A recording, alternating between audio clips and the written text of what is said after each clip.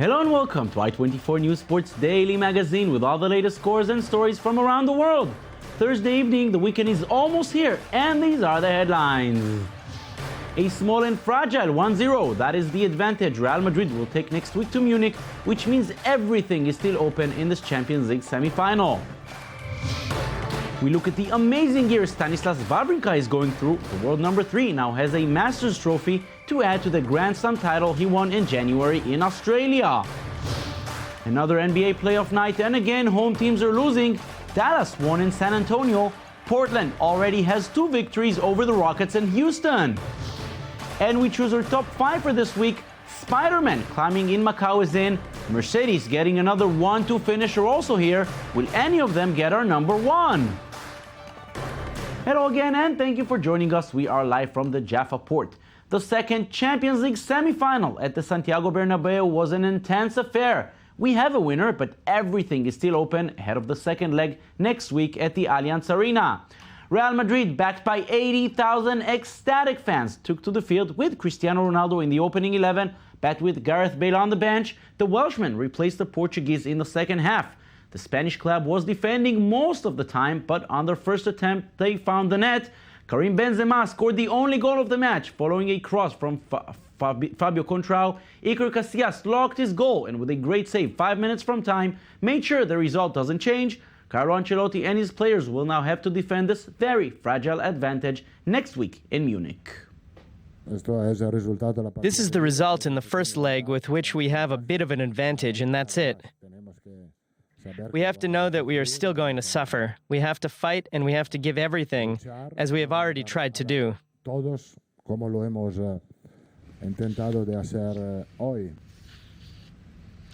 the German side, there's still optimism as they know this tie will be decided on their home ground. As always, Bayern Munich had most of the ball possession and was the better side, especially in the second half, but they found it very hard to go past the Spanish defense. Mario Götze's strike in the 85th minute was the only serious chance they had in the game. For manager Pep Guardiola, this is the first loss in the Bernabeu as the man in charge in Barcelona. He won here 5 times in 7 games, the other 2 ending in a draw. Despite that, he was very happy with his team's performance. I'm very proud of my team. We played very, very well. It's not easy to come here and play a semi-final at the Bernabeu. We played with great personality. We had a lot of possession. We lost some cross balls, and we have to improve that back in Munich. But I'm very, very proud.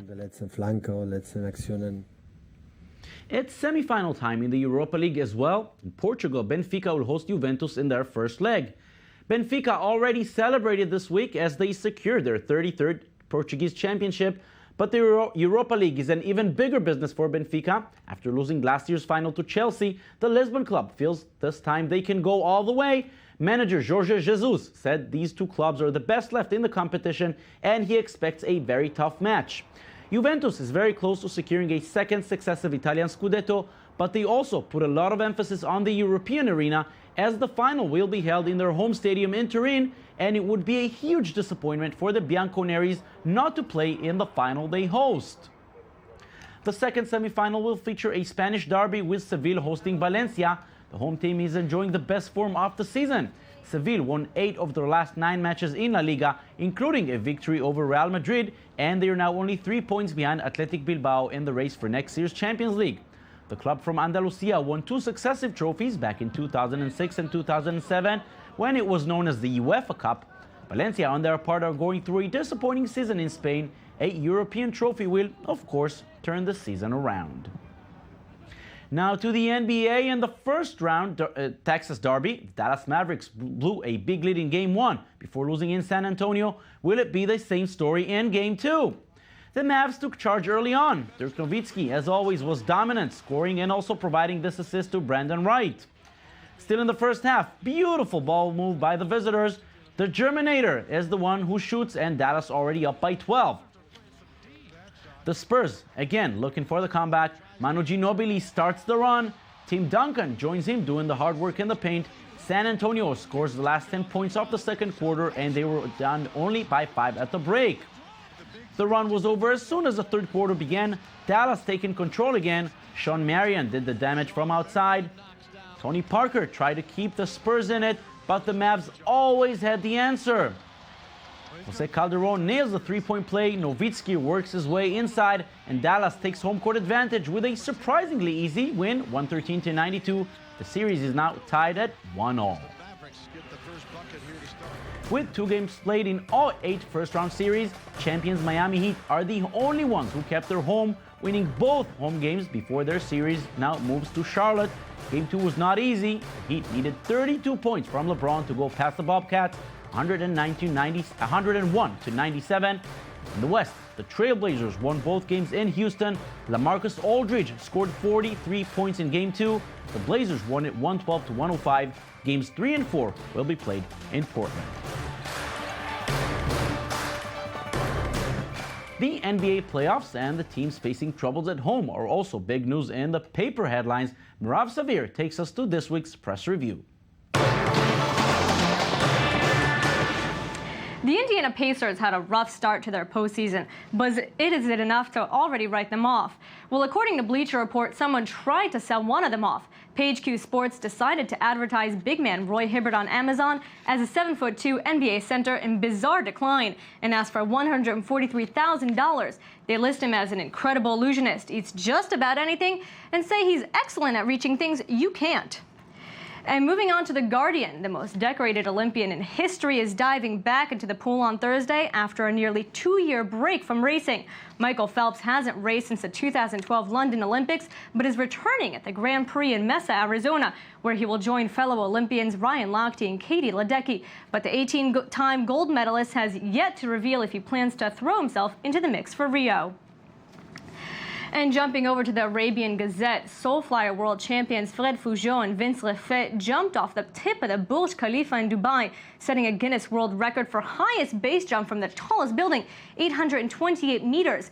In order to perform the jump, they had to build a 3-by-1 meter platform at the tip of the building for them to leap off of.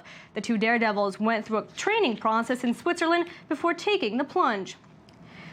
And happy birthday to Wrigley Field in Chicago. What a better way to celebrate 100 years of baseball than a 400-pound cake. Sports Illustrated shows the 4-by-5-foot replica of the stadium made by Carlo's Bakery, a famous bakery from an American TV show in Hoboken, New Jersey. It was put on display outside the stadium before it was taken to the team's annual Brick and Ivy charity ball. Believe it or not, underneath that Wrigley coating is a chocolate cake with a layer of vanilla cake and chocolate fudge. It took 4 bakers 6 days to make the cake, and I wouldn't want to be the one to ruin the masterpiece by cutting into it.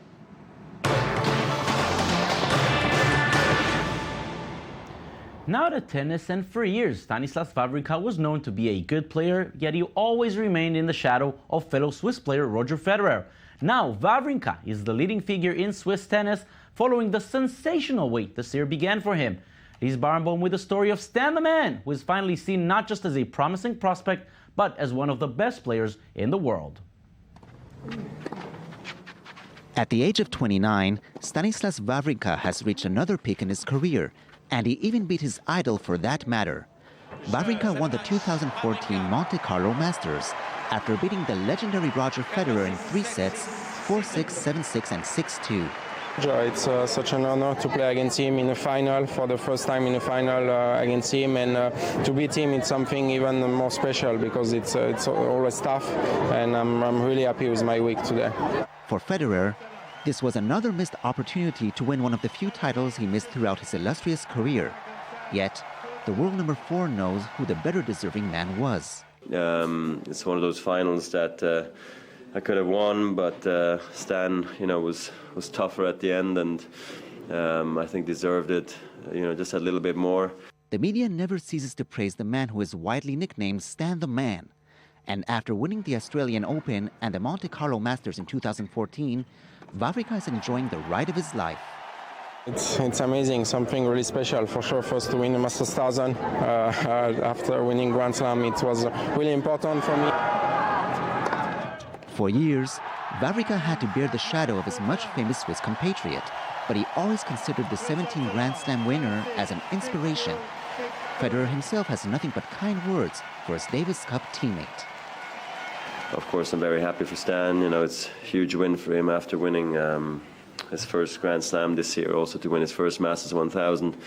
to take the opportunities, when they're there. That's key in a tennis player's career, so I'm very happy for him. Wawrinka is regarded as a tenacious athlete who has built his career slowly but steadily. After establishing himself as a top junior player, he won the French Open Junior Championships at the age of 18. And in 2008, he entered the top 10 for the first time in his career, remaining in the top 30 ever since. The hard-working Swiss has become accustomed to losing heroic games. In 2013, he was eliminated by Novak Djokovic in the fourth round of the Australian Open. However, that match was a breakthrough moment for him. Following that loss, he decided to take the 2000 French Open runner-up Magnus Norman as a coach to improve his game. Eventually, the hard work paid off. Wawrinka beat Rafael Nadal in the 2014 Australian Open final in Melbourne, a victory that propelled him to the number 3 spot. Wawrinka won more than 300 matches in his career, and just a few weeks before the French Open, he confirmed his new status as a major player. He became the third player to break the dominance of the traditional Big Four, and it seems like Nadal, Djokovic, Murray, and Federer have to watch out, because Stan the Man is definitely behind them. Wawrinka is well known for his humbleness and good nature, and he does not hesitate to share his views on social networks, especially on his Twitter account, which has more than 200,000 followers.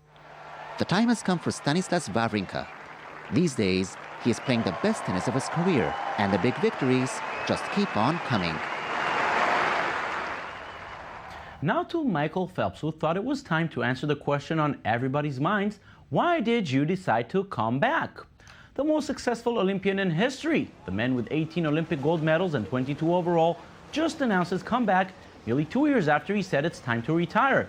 Is it because of money, legacy, honor? According to Phelps, the answer is none of the above. I said it before, I'm doing this for me. If I don't become as successful as you all think I would be or should be, and you think it tarnishes my career, then that's your own opinion. I'm doing this because I want to come back, and I enjoy being in the pool, and I enjoy being in the sport of swimming.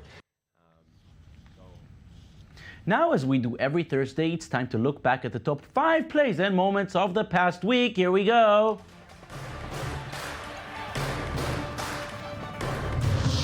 The breakup between Manchester United and David Moyes is our number 5.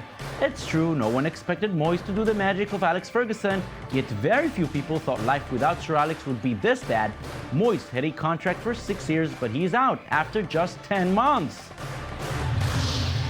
For the past 9 months, the World Cup traveled around the world, touching down in 89 countries, including Israel. Now it is finally in the host country. Number 4 goes to the trophy that was displayed at the Maracana on Tuesday. Now it will embark on a journey around Brazil and will be back to Rio for the July 13th final. Our number 3 goes to Alain Robert.